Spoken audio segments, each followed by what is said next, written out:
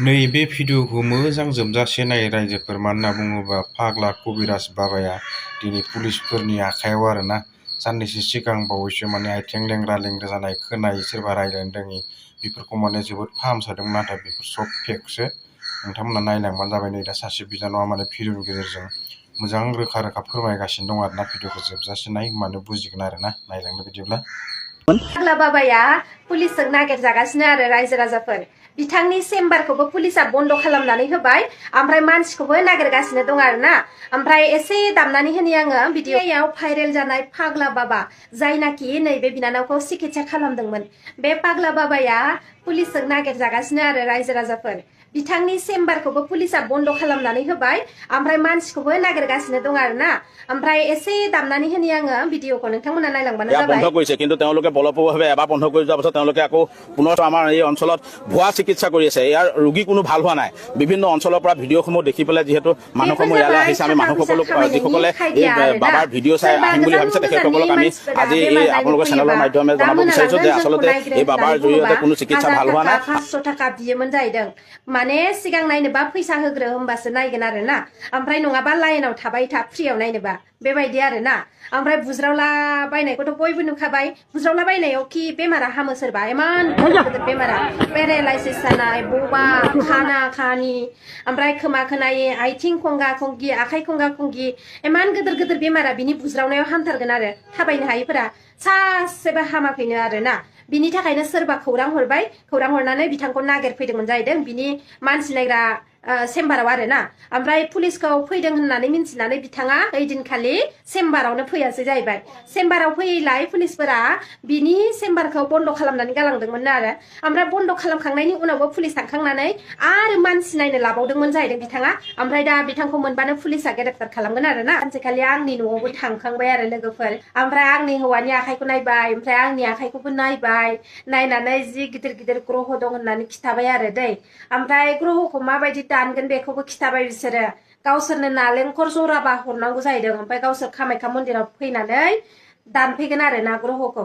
ओमफ्राय थिग आसे बिदिबालाय जोंहाबो नालेंखर दंफां दंखायो नालाय। ओमफ्राय नालेंखर फिथाइखौ हाननो नागिरबाय हौवाया। ओमफ्राय नालेंखर फिथाइखौ हाननो नागिरबा बादा होबाय आरो, नाङा नाङा नालेंखरखौ हाननो नाङा, जोङो लांनायाव डिस्टार्ब जागोन, ओंखायनो जोंनो फैसासो नांगौ जाबाय आरो। हाब फैसासो नांगौबा जों फैसा हरनो हाया, नालेंखर नांगौबा खिन्थु जों नालेंखरखौ हरगोन होनबाय आरो ना आङो। ओमफ्राय नाङा, जोंनो फैसासो नांथारगौ, जि गोरा गोरा आरोना फैसा बिनाया।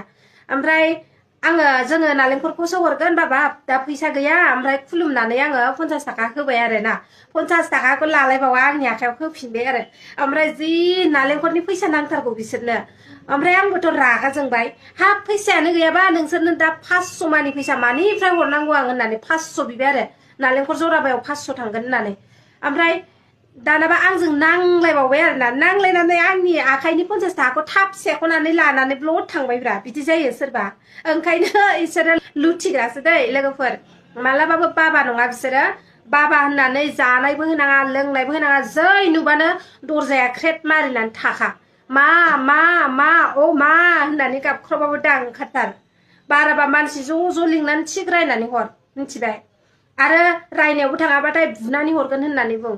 এই কাকি টঙিয়াত আজি 2 মাহমান ধৰি পেলাই পাগলা বাবা আৰু শিকলি বাবা নামে দুজন ভণ্ড বাবাই ইয়াত চিকিৎসা সেৱা কৰি আছে। এখন কাপোৰে জৰা ফুকা কৰি তেওঁলোকে সকলো বেমাৰ শেষ কৰি দিয়া, তেওঁলোকে যি প্ৰচাৰ কৰি পেলাই মানুহবিলাকক মাজত যি বিভ্ৰান্তি সৃষ্টি কৰিছে। আমি তেখেতসকলৰ ওপৰত প্ৰশাসনক ব্যৱস্থা গ্ৰহণ কৰিবৰ কাৰণে ইতিমধ্যে আমি দাবী জনাইছোঁ আৰু প্ৰশাসনক আমি অৱগত কৰিছোঁ। আৰু এই টঙিয়া অঞ্চলৰ গোটেই ৰাইজে একত্ৰিতভাৱে ইয়াৰ বিৰোধিতা কৰিছে আৰু প্ৰশাসনক অৱগত কৰাৰ পাছত যোৱাকালি প্ৰশাসনৰ মানুহে আহি ইয়াত বন্ধ কৰিছে। কিন্তু তেওঁলোকে বলপূৰ্বকভাৱে এবাৰ বন্ধ কৰি যোৱাৰ পাছত তেওঁলোকে আকৌ পুনৰ চলাইছে। ইয়াক কাৰ নেতৃত্বত এই ভণ্ড বাবাই চিকিৎসা কৰি আছে, তেখেতসকলৰ ওপৰত ব্যৱস্থা ল'বৰ কাৰণে আমি আমাৰ হোজাই জিলা আৰক্ষী অধীক্ষক মহোদয়ক আমি ব্যৱস্থা গ্ৰহণ কৰিবৰ কাৰণে দাবী জনাইছোঁ। কাকি থানাৰ ভাৰপ্ৰাপ্ত আৰক্ষী বিষয়াকো ইয়াৰ ওপৰত ব্যৱস্থা গ্ৰহণ কৰিবৰ কাৰণে দাবী জনাইছোঁ।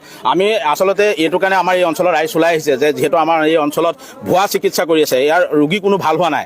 বিভিন্ন অঞ্চলৰ পৰা ভিডিঅ'সমূহ দেখি পেলাই যিহেতু মানুহসমূহ ইয়ালৈ আহিছে, আমি মানুহসকলক যিসকলে এই বাবাৰ ভিডিঅ' চাই আহিম বুলি ভাবিছে তেখেতসকলক আমি আজি এই আপোনালোকৰ চেনেলৰ মাধ্যমে জনাব বিচাৰিছোঁ যে আচলতে এই বাবাৰ জৰিয়তে কোনো চিকিৎসা ভাল হোৱা নাই। আপোনালোকে নাহিব আৰু যিসকলে ইয়াত এই নেতৃত্ব লৈ আছে তেখেতসকলৰ ওপৰত ব্যৱস্থা গ্ৰহণ কৰিবৰ কাৰণে আমি দাবী জনাইছোঁ। তেল, ধূপ, মম এইবিলাকতো আছেই আৰু তেওঁলোকে এটা বাকচ লৈ লয়, বাকচটোত আপোনাৰ চেনি কৰিব লাগে বা পূজা কৰিব লাগে বুলি মানুহৰ পৰা বিভিন্ন পইচা তেওঁলোকে সংগ্ৰহ কৰে। আৰু আমাৰ এটা বস্তু আমি গম পাইছোঁ, যিহেতু আমাৰ হাতত প্ৰমাণ নাই, আচলতে মানুহবিলাকে যেতিয়া দূৰৰ দূৰৰ পৰা আহে, মানুহবিলাকে আহি ইয়াত তেওঁলোকৰ যিখিনি পৰিচালনা কৰি আছে এই মানুহবিলাকৰ লগত যেতিয়া যোগাযোগ কৰে, তেখেতসকলে মানে এটা লাইনত থাকিতো তেওঁলোকে চিকিৎসা কৰিব নোৱাৰে, বহুত দূৰৰ পৰা আহিছে, তেওঁলোকক মানে আগতীয়াকৈ কৰি দিম, কিন্তু 500 টকা 1000 টকা দিব লাগিব, এনেকুৱাও ধৰি লওক ইয়াত প্ৰচাৰ চলিছে। আচলতে এইবিলাকৰ যিখিনিয়ে নেতৃত্ব লৈ আছিলে গোটেইখিনিৰ ওপৰত ব্যৱস্থা গ্ৰহণ কৰিবৰ কাৰণে কিন্তু আমি দাবী জনাইছোঁ।